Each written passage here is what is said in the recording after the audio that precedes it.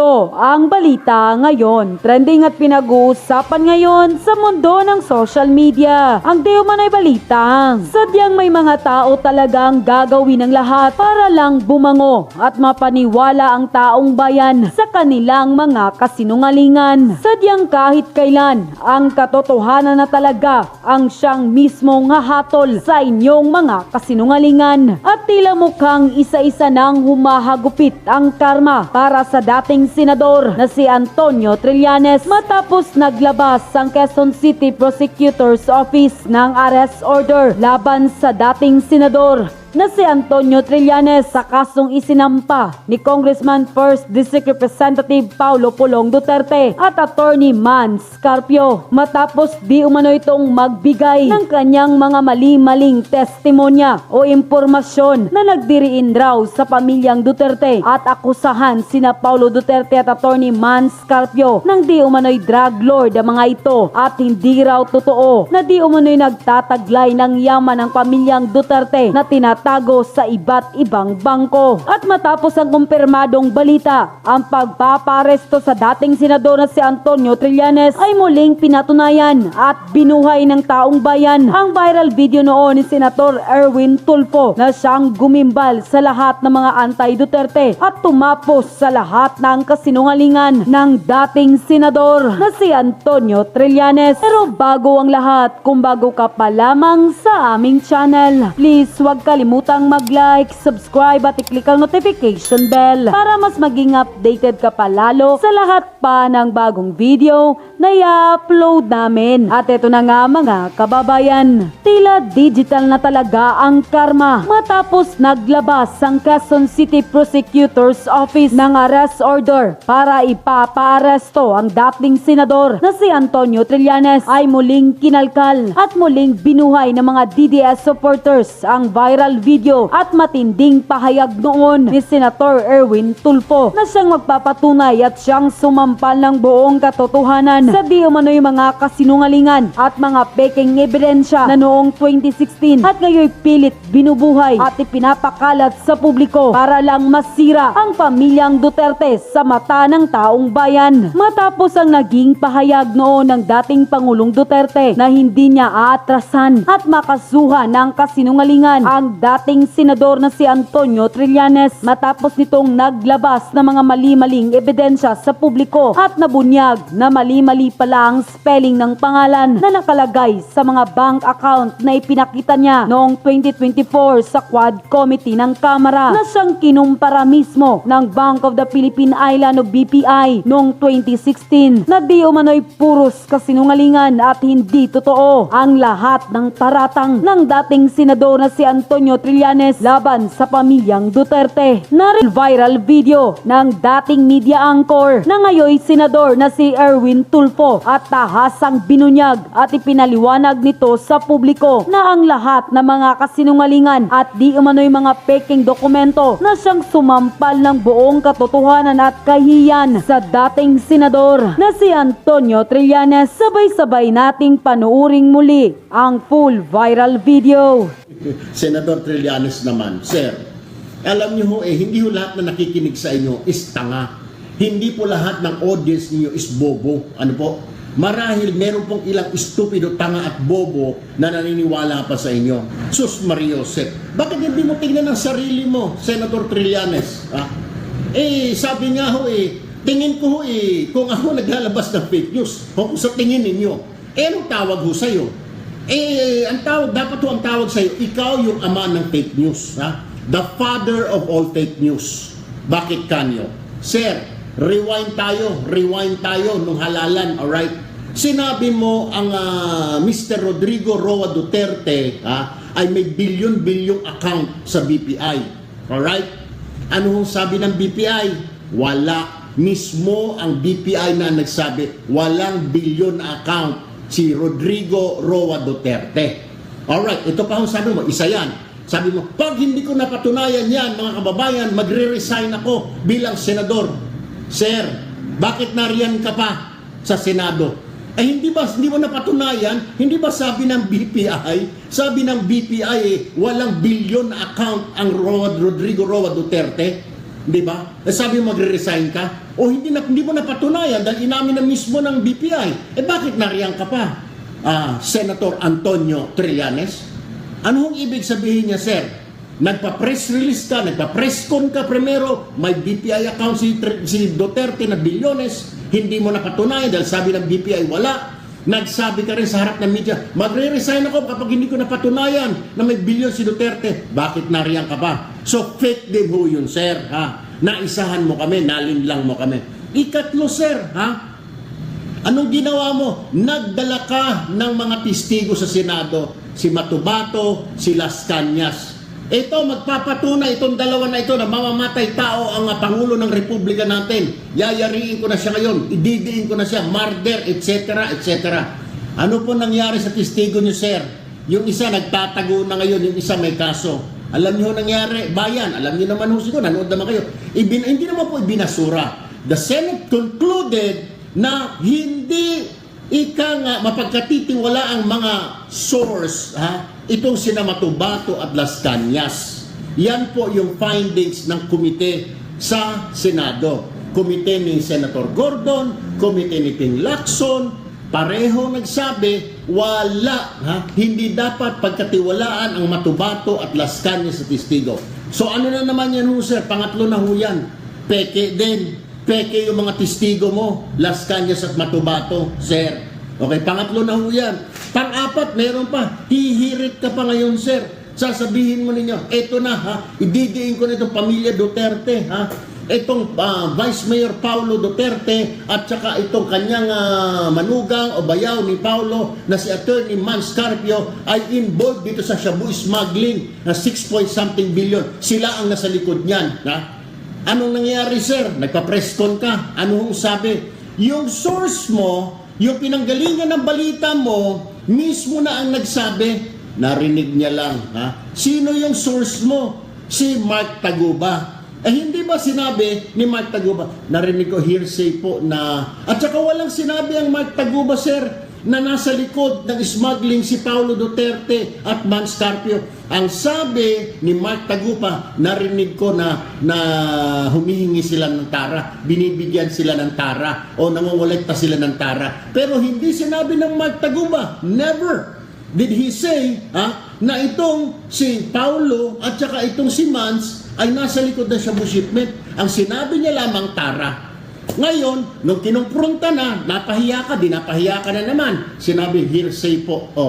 Ikaw, sir, yung source ng mga fake news, huwag mo akong babaligtarin at sasabihin mo, I am the source of fake news. Dahil ikaw, kung source ako ng fake news, ikaw ang pambansang ama ng fake news ng Pilipinas. Ikaw ang founder ng fake news. Ikaw ang father of all fake news. Ikaw ang nag-imbento ng fake news, Senador Trill. Ito pa isa. Oy, congratulations para sa Bayang Pilipinas. Noong nakaraan, nag-post itong kupal na ito. Nandiyan daw siya sa Davao. Putangin na nakala mo nagpunta siya doon sa kagustuhan niya. Kaya ka nagpunta ron dahil nag-post ka ng bail. Ulul ka. So unti-unti na, itong kupal na ito, unti-unti na siyang sinisingil ng mga ikinaso sa kanya. Yan. Deserve mo yan. So congratulations sa Kong Pulong. Sabi nga nila, mabagal man ang hustisya pa din yan. The fact na itong si Tililing ay nagpapiyansa na, ibig sabihin unti-unti na siyang hinahabol ng mga kaso niya. Hindi niya na kaya hindi niya kayang impluwensyahan itong mga ito. At sa dami ng mga false accusations nito sa mga Duterte, hindi magiging mahirap sa mga huwes na sintensyahan tong kumag na ito. But then again, congratulations, no one is above the law. Ganito yung mga karma na sinasabi ko, hindi ba? Parang untouchable yan noon. Walang nagdidemanda, walang mga kaso. Pero tingnan mo, ano ang naging resulta ng pagiging kupal niya. Kahit tumakbo ng mayor sa Caloocan, hindi na nanalo to. Tumakbo ng senador to, hindi na nanalo to. Tumakbong vice president to, hindi nanalo to. Simula nung maging kupal sa mga Duterte at maging traidor sa Bayang Pilipinas ito, hindi na nanalo ito sa kahit na anong larangan na kanyang gustong salihan.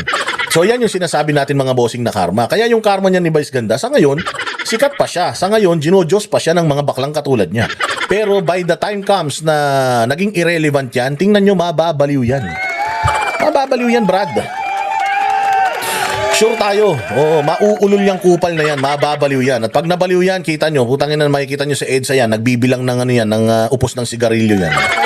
Ganito rin ang nangyari rito kay Trillanes. Oo, ganyan din ang nangyari kay Trillanes. Tinan mo, tinatakwil ng Kongreso. Di ba sinabi ng Kongreso, pambansang chismoso yan. O tinan mo, hindi rin magkaroon ng posisyon sa gabinete ni Pangulong Bongbong. Kahit mga dilawan ayaw sa kanya, mantakin mo, pati si Lenny, inaaway niya na ngayon. Eh si Lenny ang patron ng mga dilawan tae. O so inaway mo yung patron ng dilawan tae, ayaw sa'yo ng mga Marcos, ayaw sa'yo ng mga kurakot ng mga congressman, tapos ayaw pa sa'yo ng mga ayaw pa sa'yo ng mga Duterte supporters. Yan yung sinasabi ko na itong tao na to, kahit makita mong hold upin sa daan, hindi mo natutulungan. Oo, dahil feeling mo karma niya na yan. Kaya kahit papaano, congratulations sa ating mga DDS dahil ayan, kahit paano itong kupal na to inuusig na ng batas, hindi ba? O malamang sa malamang wala namang konsensya to, hindi uusugin ng konsensya nito eh. O pero at least ang batas, ang legal na paraan para mapanagot itong fake news peddler na to. Oo, itong na to, propagandista na ito, at least man lang unti-unti na tayong nananalo. Mga pag-uusapan natin mga bossing, ayan. O eto, sinasabi ng mga congressman na hindi pa daw tapos ang boxing. Tingnan nga natin kung anong boxing ang sinasabi nila, hindi pa daw tapos ang boxing. Sige nga, play. Kamara sa kabila ng pag-archive ng Senado sa articles of impeachment laban kay Vice President Sara Duterte. Pero hindi pa raw nila alam ang susunod na hakbang sakaling ibasura nga ng Korte Suprema ang motion nila. At live mula sa Quezon City, nasa frontline ng balitang yan, si JC Cosico. JC, ano bang sabi ng prosekusyon? Hindi pa tapos ang boxing. Yan po yung sinabi ni House Prosecution Panel spokesperson Attorney Antonio Bucoy doon nga sa pag-archive ng Senate doon sa articles of impeachment. Hindi pa daw tapos yung boxing. Putang ina yan. Paano hindi pa tapos yung boxing? Inilagay na nga sa cabinet, inilak na. Sinintensyahan na nga ng Korte Suprema. Gaano ba kahirap intindihin, mga bossing, na yung ruling ng NBank, yung ruling ng ng mismong Supreme Court, yung 15 sila, napakahirap baliin nun. Yung sinasite ni Risa Ontiveros na desisyon na binago ng NBank, desisyon lang yun ng division, 5 justices. Yung desisyon na yun, putang ina, tungkol yun sa talong. Tungkol yan sa talong, ha? Tungkol sa talong.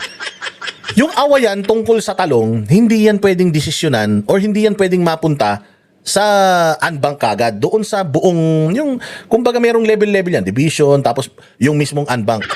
Yung kapag sobrang lala nung issue, hindi yan pag-uusapan sa division, mapupunta yan doon sa pinakamalaking, kumbaga let's say for example, for the lack of better term, yung pinakataas na floor dyan sa Supreme Court, okay? Which is, ang mag-uusap dyan, yung 15 mahistrado. Ito, pag talong ang pinag-uusapan, dyan ka lang sa baba. Okay? So, nagdesisyon yung division, which is 5 mga justices, tungkol dun sa talong na yun. Nakalaunan, binago ang desisyon nung nag-motion for reconsideration, binago desisyon noong kataas-taasan. Nung nasa taas na, doon napunta at binago nila. Lahat sila, sige, baguhin yung desisyon na yan. Pero hindi ito katulad nitong kaso ni Inday Sara na diniretso doon sa P-floor, tapos pinag-usapan ng lahat ng mahistrado. Tapos nagkasundo yung 15 mahistrado na immediately executory, yan, hindi yan dumaan sa proseso at unconstitutional yan. Magkaiba po yun. So papaano po natin sasabihin na itong desisyon ng Supreme Court ay or hindi pa tapos ang laban?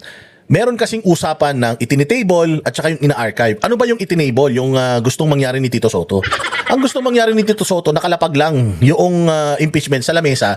Anytime pwede nilang damputin. Kapag ka in-archive mo naman, itatago mo yun. Tapos may motion to archive. So kailangan din para mailabas mo yun, meron ka ring motion na gagawin para mailabas mo yun. At hindi pwedeng ilabas mo yun nang walang rason. Ano yung rason? No, kapag ka tinurn over yan ng Supreme Court, let's say for example, nagkaroon ng himala, Magic. At biglang 8, mantakin mo sa 15, biglang 8 na judges yung nagsabi na mali yung decision namin, inaano namin, nire-reverse namin. Doon lang magkakaroon ng pag-asa na ma-unarchive yan. Pero, depende pa rin sa Senado yan kung i-unarchive nila yan. Yun ang kaibahan nun. Okay? Oh, sige, diretso. Laban kay Vice President Sara Duterte. Meron pa raw kasing nakafile na motion for reconsideration ang Kamara ukol doon sa SC ruling declaring as unconstitutional itong impeachment complaint laban sa vice. Tingnan mo. Ang Congress, sinasabi nila na unconstitutional or mali ang ginawa ng Supreme Court. Sinasabi nila na ang Supreme Court ganito, ang Supreme Court tuta ng mga Duterte, ang Supreme Court ganito, ang Supreme Court mahina, bobo, ganito, ganyan. Tapos hihingi ka ng tawag dito ng audience sa Supreme Court.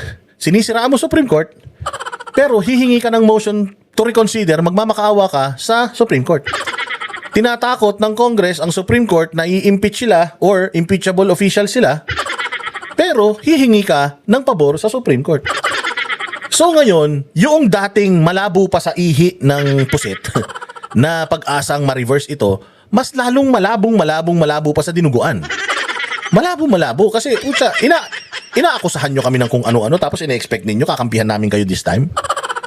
Although objective kami, sabi ko nga being a Supreme Court Justice, kailangan you are the most objective person. So, by the power of objectiveness, nagdesisyon sila pabor kay VP Sara. So, ang gusto ninyo, sinasabi nyo na hindi kami objective, na bias kami, na mga bulok kami, tapos kakatok kayo sa mga puso namin bilang mga objective na mga judges para panigan kayo. O, di mas pinalabo nyo. Hindi ba? Oh, kaya itong mga ginagawa ng mga congressman na to, propaganda na ito. Tapos na laban, tapos sasabihin mo hindi pa tapos ang laban.